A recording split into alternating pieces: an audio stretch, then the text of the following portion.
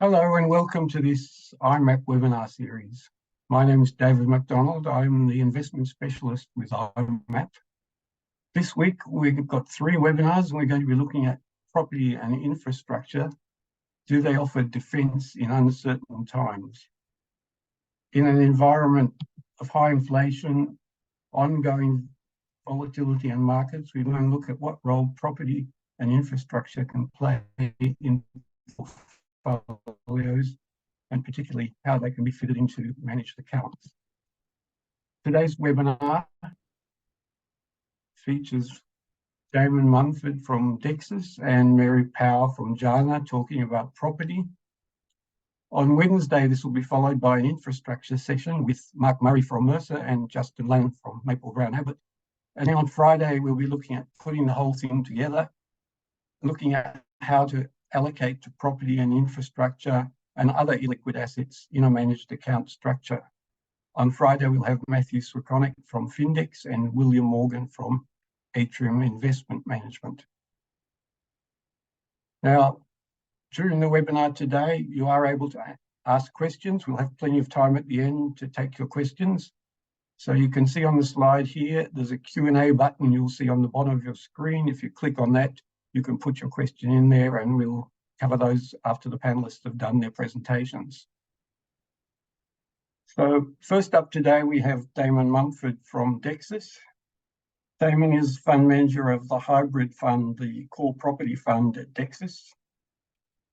Damon is responsible for establishing and implementing the portfolio's strategy and implementing that. Damon has more than 25 years experience in real estate. And now I'll hand over to Damon. Thank you. Thank you, David. And thank you everyone for joining us this afternoon for our discussion on property. What a last 3 years it's been. A once-in-a-generation pandemic, a war in Europe, a spike in inflation, and the most rapid increase in interest rates in a generation. Individually, these items are significant, but taken as one over 3 years, a lot has changed. What hasn't changed, however, is the fundamentals of real estate. It's a long-term investment and it's a cyclical market. So during these uncertain times, I find it's appropriate to try and strip back some of the short-term noise and consider the prospects for investment in real estate from a long-term perspective. If we move on to the next slide, first thing I just wanted to consider is what investors look for investment in real estate.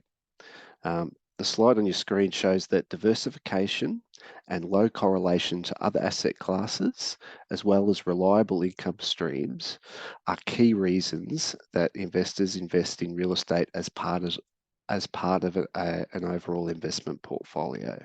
And that remains the case today, even after this very volatile period we've been through. The next slide demonstrates that there's good reasons to be positive about the long-term demand for real assets in Australia. Population growth is Australia's not-so-secret weapon, and the chart on the screen shows that Australia's population and economic growth forecasts lead other advanced economies. So this population growth will feed retail sales and it will drive demand for housing and employment. So the overall value proposition for investment in real estate in Australia is population growth, driving steady growth in demand for real estate across all sectors into markets that have a finite supply of land within our major capital cities. If we could move on to the next slide, just wanted to sort of highlight where we're sitting in the economic cycle. Inflation peaked in Australia in late 2022 at just under 8%. It's currently on a bit of a rocky trajectory downwards, but that's the direction it's moving. The cash rate in Australia peaked or it got to its current levels in June 2023 of 4.1%. The consensus is there's likely to be maybe one more rise in the short term before potentially seeing some reductions in interest rates from 2024 onwards. From a growth perspective, the economy in Australia is slowing, as expected to slow further as the full impact of that those interest rate increases are felt within the economy.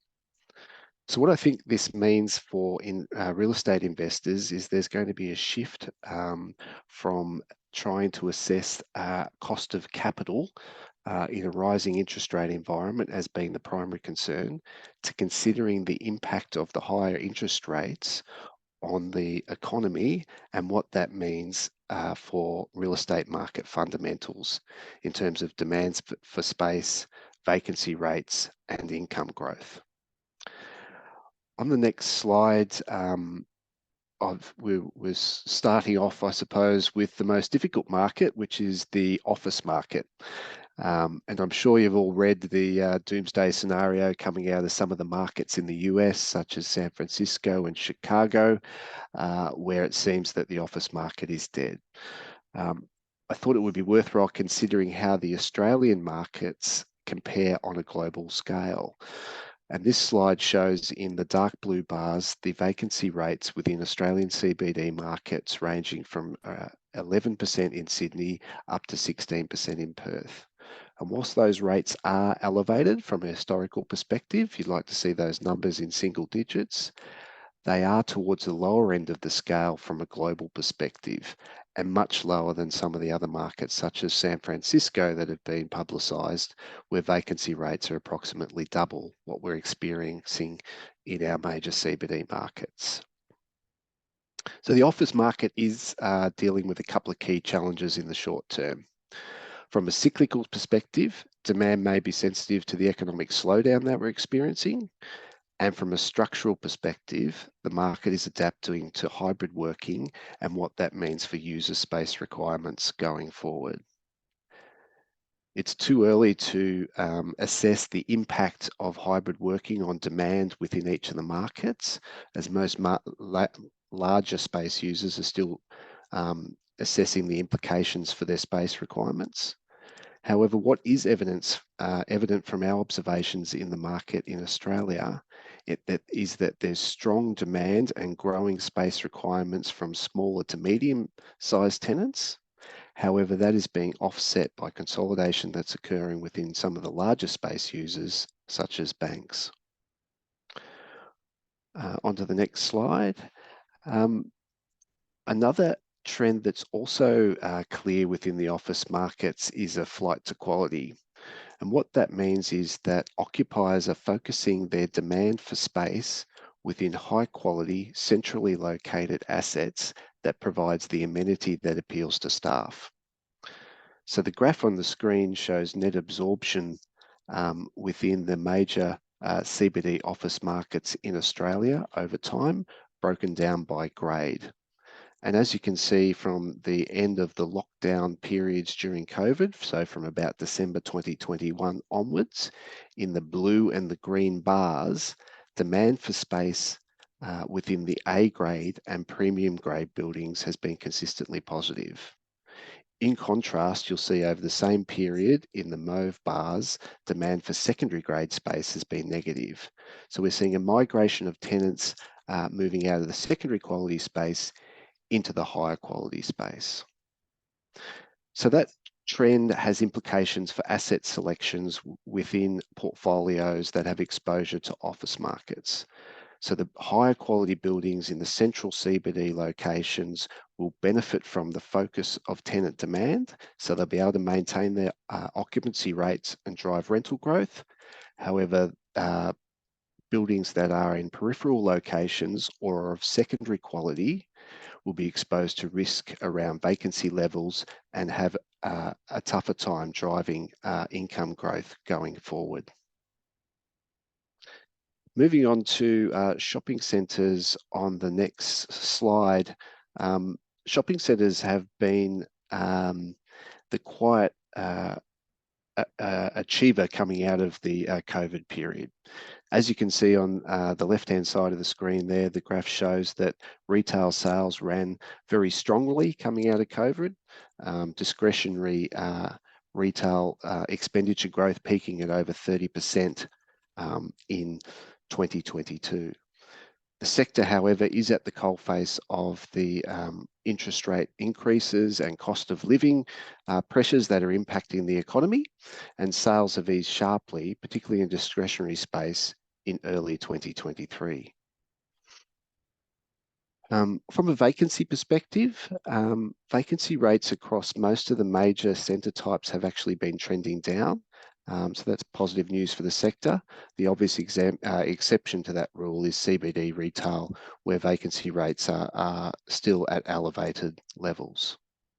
I'm actually reasonably confident about how large regional centres are placed to weather the slowdown that we're seeing in retail trade. If you consider the trade levels of tenants within the building, so their productivity or sales turnover per square metre is generally much higher than it was pre-COVID, as well as their occupancy costs, so the total of their outgoings and their rent as a percentage of their sales is generally much lower than pre-COVID. So what that means is that the rental streams that are being generated from these shopping centres should be pretty sustainable, even in the face of a slowing retail trade conditions. Yields for retail shopping centres have also been generally higher than comparable properties within the office and industrial sectors. So from a relative value perspective, the sector also holds some appeal. Move on to the next slide, which we're looking at the industrial market, which has been the star performer in the Australian real estate market over the last few years. The graph on the left-hand side of the screen shows that market rents have been through a boom period, increasing by between 15% and 30% across the major markets in Australia over the last 12 months. This increase in market rents has been a response to a surge in demand that we saw for industrial space during the pandemic. So the graph on the right-hand side of the screen shows that industrial take-up or demand for space peaked in 2021 at over 4 million square metres, or approximately double long-term averages. And this was driven by a surge in demand for online shopping, and also businesses looking to secure their inventories in a period of global supply chain disruptions during COVID. What we're seeing now is as the economy slows, we're seeing that demand profile taper. So our forecasts for 2023 show that industrial demand falling back towards long-term averages at just over 2 million square metres. So that surge in demand that we saw during COVID pushed vacancy rates down within most of the Australian markets to near record levels. And as a response to that, we've seen this outbreak in terms of higher rental growth over the last couple of years. We're expecting to see that rental growth taper as the demand tapers and fall back towards long-term averages. However, from a supply perspective, we don't think there's sufficient supply being added to the market to force vacancy rates back up above their pre-COVID levels. So from a long-term perspective, we're pretty positive about the conditions for the industrial market. It's starting from a very solid position in terms of the existing supply and demand equation, and it will be benefit from tailwinds associated with the population growth in Australia, as well as e-commerce rising proportion of retail sales over time. Moving on to the next slide, final thing I wanted to touch on is a trend that we're seeing for investors to focus on diversification of their real asset exposures outside of the three traditional sectors that we've spoken about of office, retail, and industrial. The chart on the screen shows Asia Pacific investor sentiment towards different real estate sectors and compares that sentiment from 2019 to 2023. Clear trends coming out of that is the increase in positive investor sentiment towards some of these alternate real estate sectors such as residential, healthcare and student accommodation. The challenge for investors domestically, though, is getting exposure to quality investments in the Australian market, where some of the sectors, such as the residential build-to-rent sector, are in their infancy. So there's a lot of investor demand and interest in the sectors, but very little product available. So that's going to be a challenge for investors to gain access to quality investments in some of these alternate spaces. I'll share with you our Dexus disclaimer slide as I wrap up with a few key takeaways. First thing, there are challenges for real estate in the short term as the market adjusts to the higher interest rate environment and the economic slowdown. However, the fundamentals of the Australian market appear sound. The economy is proving resilient. The Australian market is transparent and attractive to offshore capital, and there is positive demand outlook underpinned by strong population growth. I'll hand back to David now to introduce the next speaker. Thank you, Damon. That was great. So up next, we have Mary Power from JANA. Mary is principal consultant with JANA, and she heads the property research team there. Her team covers everything from strategy, domestic and global property research, and both private and public markets. Mary's got extensive experience and she has worked across markets including Australia, Asia, US and the UK. Thank you, Mary. Over to you. Thanks very much, David, and welcome everyone. Thank you, Damon. I thought I'd just take the webinar a little bit further afield into the global markets, and I've just recently returned from a trip in August to the UK and the US. So if we just pop over to the next slide. We managed to have 32 meetings across 52 strategies and 25 property managers in the trip, and you can see we went from Australia to London, then through to New York, and then to Dallas. And part of the reason for the trip was we do this annually, but it was really about, there's obviously been a lot of dislocation in the property market brought about by rising interest rates in response to inflation. And we wanted to just go and have a look and see how these regions and these countries were actually coping. So go to the next slide, please. The really interesting part of the trip was looking at what each of the countries and how their returns around property have performed over the last 12 months. And you can see there in the red that they've all had negative returns. Australia the least so at -1.3, the US at -10.7, and the UK at -17.1. And now that's really interesting. If you then cast your eyes down to the sector composition, you can see that, and as Damon touched on earlier, the office sector has been a difficult sector post-COVID, or during COVID and post-COVID. And you can see that the Australian index is in fact 53% of the Australian benchmark.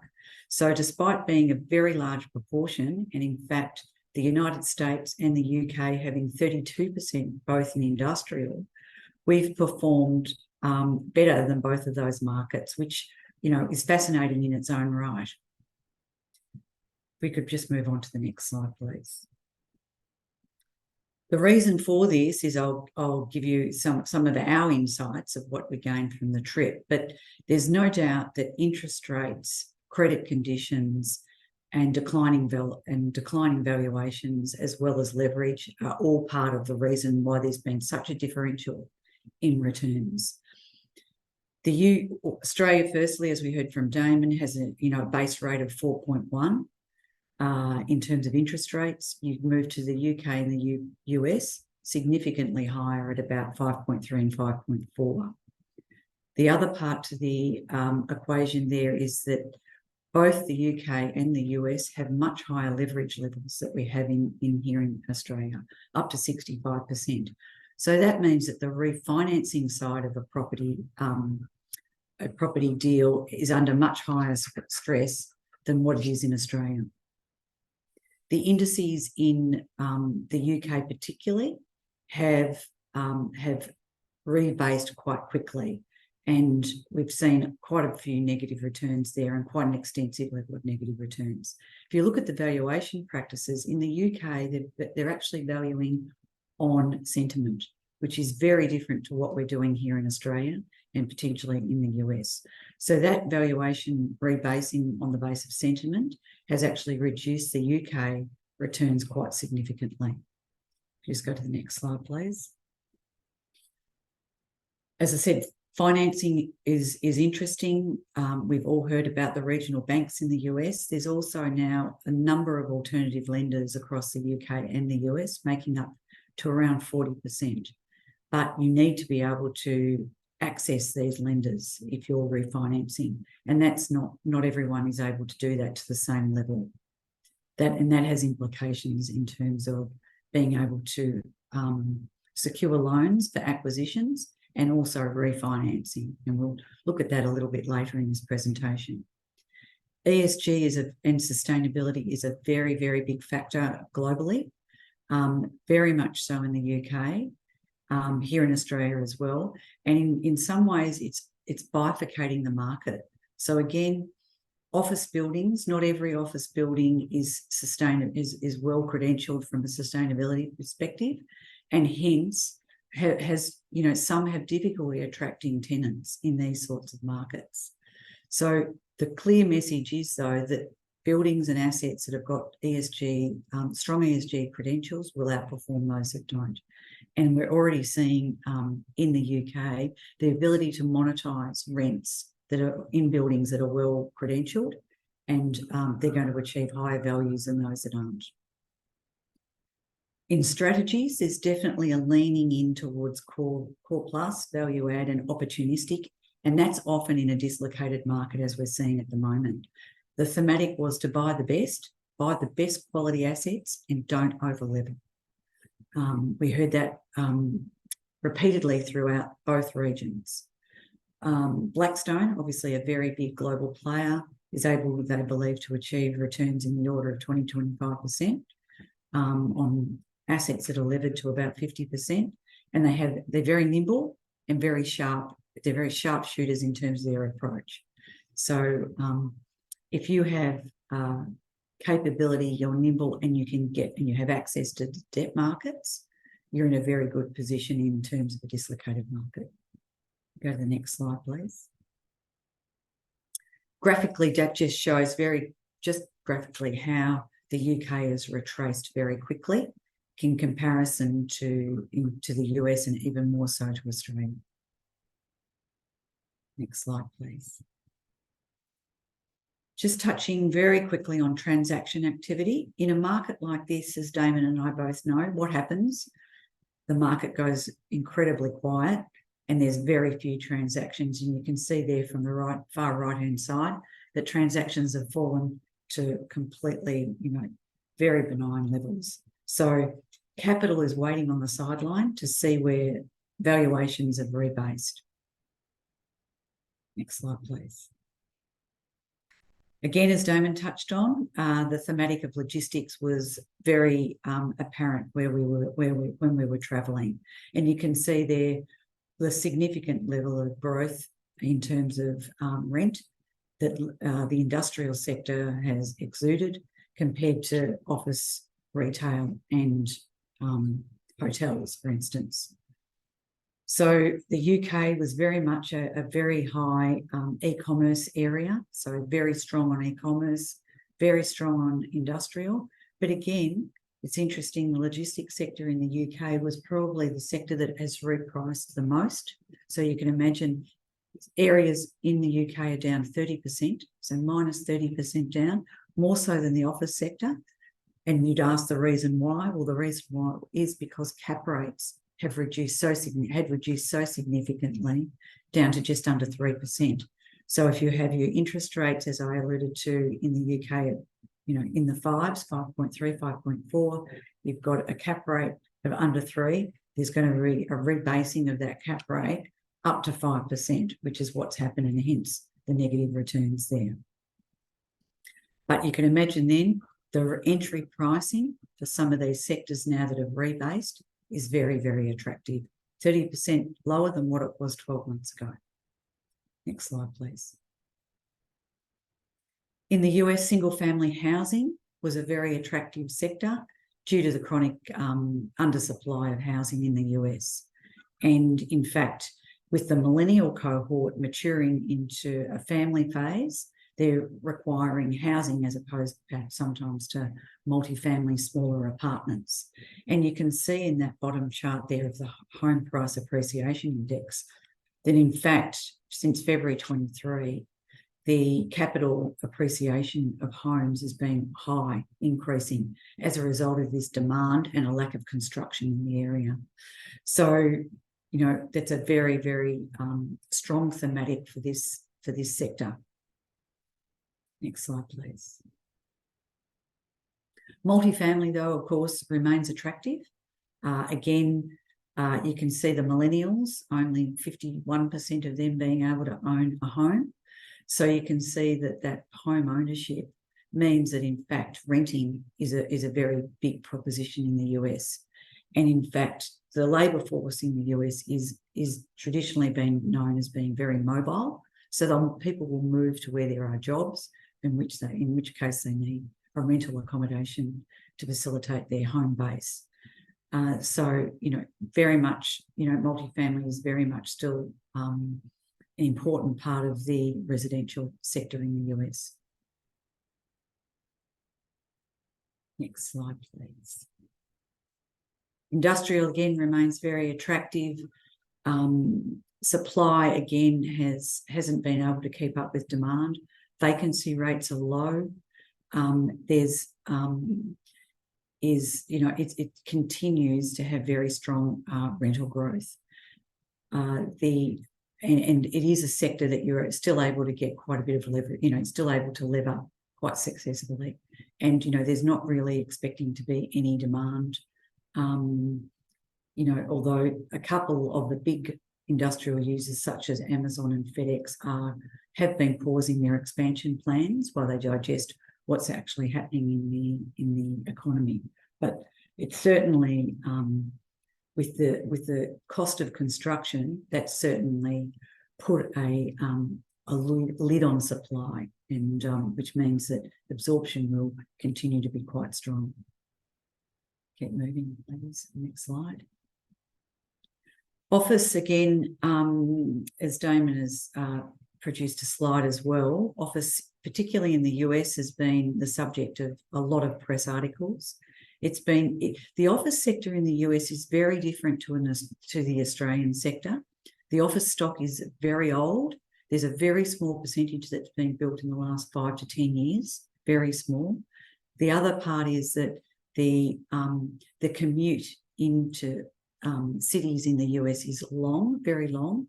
And I would say that companies generally have had a very tough time post-COVID getting people back into the office. And we've all read, you know, quite significantly about how the office sector has struggled as a result of that. But I think the age and the ability to offer strong ESG credentialed buildings is a significant factor in the office sector. You can see there that the vacancy rate is around about 18%, which is very, very high. Let's go to the next slide. And I think this particular slide illustrates it, and I'm able to talk about this because it's actually been in the press. But Brookfield had a newly completed office in Nashville, an attractive city in the US. They needed to refinance this building, and it was really a third being multifamily, retail and office. They needed to find $1 billion to refinance it. They weren't able to find that money. And in fact, another group, Northwood, stepped into the breach and they had to sell the building. They started at $825 million and in fact renegotiated as interest rates went up to $785 million for a very much a newly built trophy asset. So again, the banks were not able to provide debt financing here. I think the ability to find the right valuation price for this asset was probably an issue. but the new owners believe that this should produce well over a 15% IRR over the next 5 years, which is obviously very attractive on a per annum basis. So in short, Australia's fared well so far. I think there's probably a few steps down we need to take. The UK's repriced very quickly, minus 17.1%. The US down at minus 10.7 probably has a little bit more way to go. Very hard for countries, particularly, well, all countries, but Australia, you know, having 12 interest rate rises in a short space of time means that cap rates have had to, you know, readjust upward to take into account those high interest rates. The sectors themselves generally are in good shape.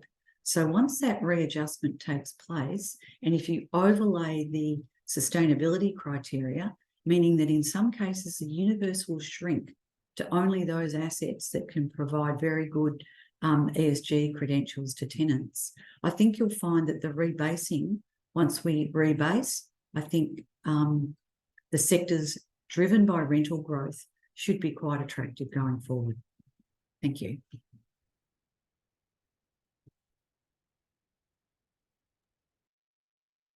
Thanks, Mary and Damon, for those presentations. I was intrigued, Mary, I know you showed the comparison with the UK, particularly the different valuation method, I guess, they're taking into account sentiment and so on, and what a big drop there's been. And there have been press articles in Australia and in the office sector anyway, where we've seen that, you know, buildings supposedly being sold at big discounts. So I just wondered, both of you, to what extent do you think we've got to catch up? You know, is Australia's outperformance, as it were, because we haven't seen the revaluations, or do you think we're better placed here? I can go first if you like, Barry. Give you a chance to have a breather. Look, I think one of the important things that Mary mentioned was the lack of transaction activity that's occurred within the market, and that's been a particular issue in Australia over the last 12 months in sectors such as the office and retail sectors, where there's been limited activity. I think the volumes are down around about 67% from the previous year. And what the valuers are doing in Australia is focusing on that transaction activity, which is what they've always done to determine their valuations. So we have seen some movement in capitalisation rates upwards across all of the sectors. We're in a position, I think, though, that this lack of transaction activity means that the valuations are probably lagging where the real market is, but it's very hard to determine that real market in the absence of that transaction activity. So I think Mary's right. There's probably a little bit more of a leg down that we need to have in terms of values across those office and retail sectors. Industrial is being well supported by the rental growth that we've seen. So that increase in capitalisation rates that occurred has pretty much been offset by higher income. So it's probably a bit more insulated. However, I think over the next 9 months or so, we will see some more impacts to valuations in the office sector and the retail sector. And I think, David, it's fair to say that, you know, it's very normal in this sort of market for this to happen, completely normal, because a bit like that last example that I gave in the US with the banks not lending on that asset, they were unsure of where the valuation was. So in order to get their loan to value ratios correct, they sort of need to have the, you know, the valuation clear and what it would be. So I think, you know, valuers need the definition requires a willing buyer and a willing seller, and that results in a transaction. And once you don't have that information, it becomes very difficult to produce a single number that says, you know, what that value is. So they've done a really good job as they've incrementally moved cap rates outwards in Australia, in line with information that they have got available, but they've had a real dearth of transactional evidence to base their valuations on. Okay. I guess the other sort of related one that Damon touched on quite a bit was the work from home trend and how long that's going to go on. And I know a lot of employers in the press trying to at least encourage people to come back. The thing that intrigues me though is, if you've got your staff coming in, say 3 days a week instead of 5, but it's the same number of people, do you need less office space, or how do you think that works? I mean, if you're still going to have that 1,000 people in every Wednesday, do you still need 1,000 desks? Or I think that's right. I think there's probably very little that you can do in terms of manoeuvring. We moved. I think we took 10% less, but certainly we were very nervous about taking any less space because of that exact comment that you're making. You need to have, for the 3 to 4 days that people are in, you want to make sure there's enough desk space, collaboration space, that people are, that you actually entice the worker back into the office as well. I think the days of being very tightly corralled into offices are definitely gone. Yeah, I think that's a good point, Mary, that the nature of the space will change as well. So those ratios of square meters per person, maybe there's some upward pressure on that, because instead of having little cubicles where everyone's sort of working side by side doing their own sort of solitary type of work, which you can often do it at home, it'll be more about collaboration space, meeting space, communal type space, which may mean you'll need more square meters per person. So that's one of the things we're seeing in the leasing market, is some of the big occupiers are delaying their decision making around taking more space or relocating or whatever it might be, because they're grappling with the same issues. So it's going to take, I think, number of years for that to work its way through the market. But I don't think it's as simple as saying, yeah, we've got in the office 3 days a week, therefore we need 40% less space. There's a lot of other factors in there. Damon, in one of your slides, you showed how the CBD retail had performed a lot worse than elsewhere. I guess that's probably related to the work from home trend, is it? If people are not coming to the city, they're not going shopping, or yeah, and so that's part of it. The recovery in the CBDs in terms of the population of people coming into the CBDs to work is still below pre-COVID levels, and obviously during the COVID period as well, we had the lockdowns and the lack of tourism and so forth, which probably forced the closure of a lot of those service-based businesses, and getting them re-established is taking some time. So the CBD retail market is the one that is exhibiting that higher vacancy rate due to a combination of those factors. given that IMAP obviously focusing on managed accounts, can we talk a little bit about how people can access property in a managed account? What's the best way to do it? Listed versus unlisted property, liquidity issues, and so on. How do you advise clients who are running managed accounts to get their property exposure? From my perspective, I think diversification is a key consideration for that real estate exposure. As Mary showed, the markets are moving at a different pace in different geographies to what they are in Australia. And we saw across the different sectors as well, they're moving at a different pace. And also, if you compare private markets to public markets, obviously we saw the adjustment in real estate pricing in public markets in 2022, and we're experiencing that coming through the private markets in 2023.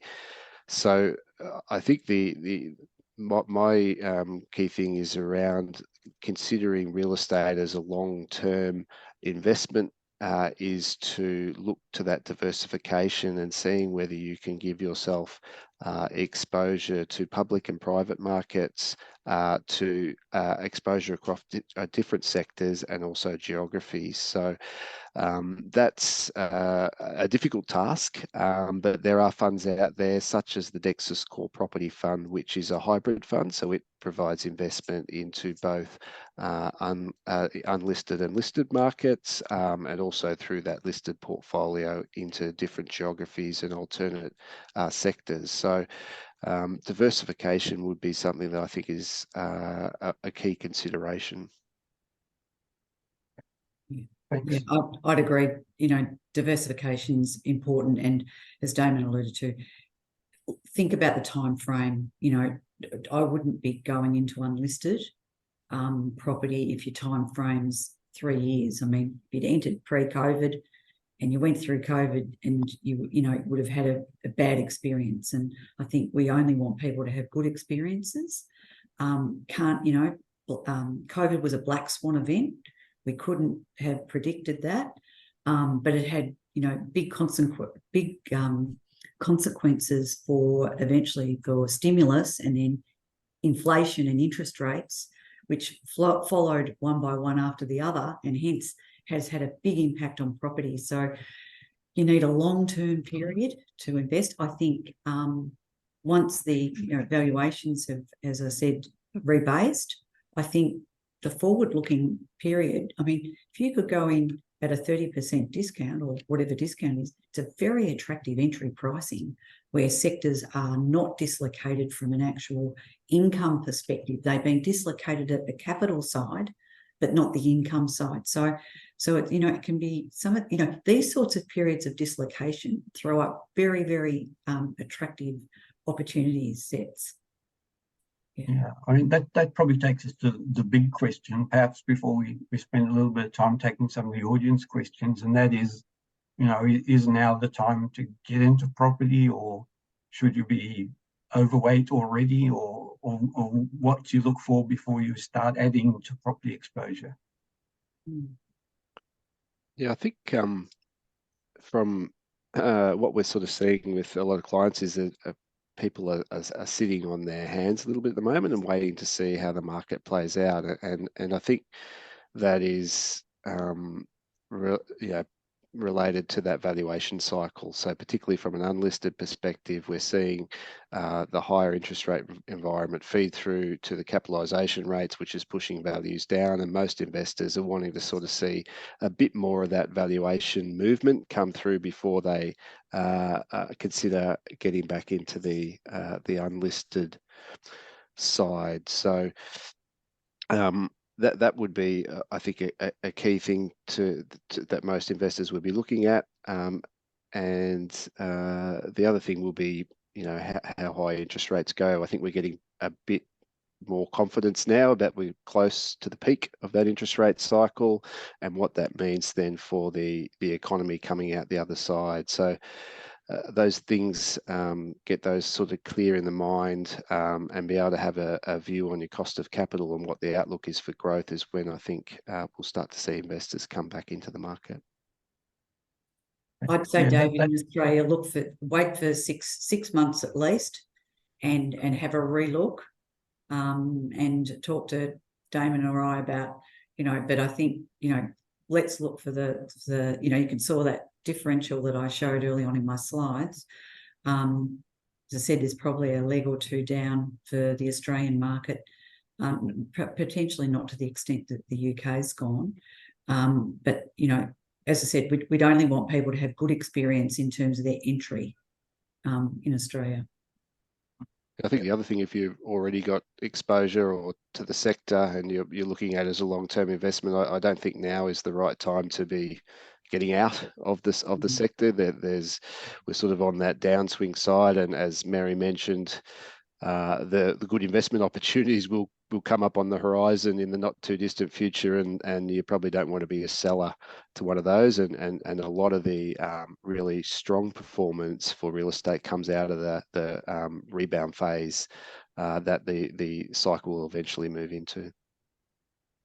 Thanks. Yeah, I mean, I think, Mary, what you just mentioned there perhaps partly answers at least one of the questions we've had from the audience here, which is, along the lines of, we're seeing a lot of funds trading at big discounts to NAV, but how realistic are the discounts? Do you anticipate sort of the NAVs to come down a long way to meet those discounts? You've talked there about maybe waiting 6 months. Yeah, it's an interesting. I mean, if we're talking public markets, I mean, there is a view that once the interest rates stabilise, because the public markets have had such a tough time, that REITs could be an attractive buying opportunity. We just need to get, but there is a level of volatility. Obviously, if we had the Silicon Valley Bank issue, they sold off, so it doesn't take much to sell them off. But I think if we get to a point where interest rates we think they have sort of hit their highest point, we could see some interesting opportunities in the REIT market. We've got another question we've had through, which I think sort of relates to our overall topic here, perhaps, is, we've talked about property and infrastructure, which we'll cover on Wednesday, being good inflation hedges.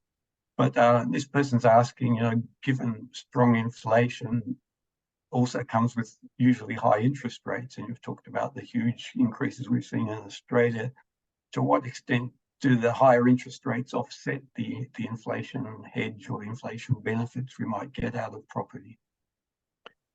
Yeah, I think that is a particular issue in the circumstances that we're currently in, where we've essentially gone from a lower for longer to a higher for longer environment in a very short space of time. So it is pretty much a step change in terms of investor return requirements, and that adjustment in capitalisation rates over such a short period of time is, in most instances, you're not going to be able to achieve the rental growth to offset it. From a more sort of normalized perspective, I think that the theory there around inflation and real estate is, if you've got stronger inflation, that usually means the economy is performing strongly and growing, which usually feeds through to growth in terms of rentals in the underlying real estate assets, which often have rental review provisions that are linked to CPI in any event. I think that still holds. It's just that we're in a situation where there's sort of been a step change, and that's been such a dramatic change that you're not going to have the income growth over that short period of time that will offset the higher capitalisation rates. And I think the other thing, David, is that inflation has fed, as it would, into construction costs.